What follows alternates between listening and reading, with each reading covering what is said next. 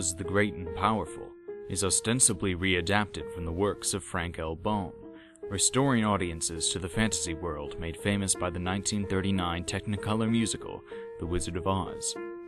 It can be better understood, however, as a follow-up to another film entirely.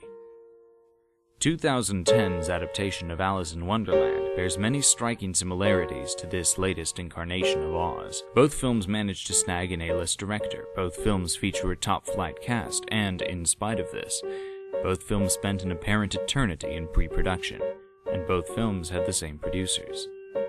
There is another trait, however, that both of these films share, not only with each other, but with countless recent reboots of potential franchises. They update the setting and the effects, but fail to play off or expand on the theme and style of the original. This is because most of the people who make movies tend to fatally misconstrue the creative purpose of a remake. They tend to assume that the purpose is merely to give the old property a little technological nip and tuck. In point of fact, it constitutes the highest form of film criticism. It was Godard who said, "The best way to criticize a film is to make another film." While a remake must be made with love for its predecessor, it must also be unafraid to highlight the flaws of its elders by correcting them. Ocean's 11 retained the easygoing, cool, and ensemble dynamic of the original Rat Pack version, but also supplied what the original could not: snazzy visuals, a watertight plot, and a credible villain. To a flawed piece of work, it embodies the perfect answer.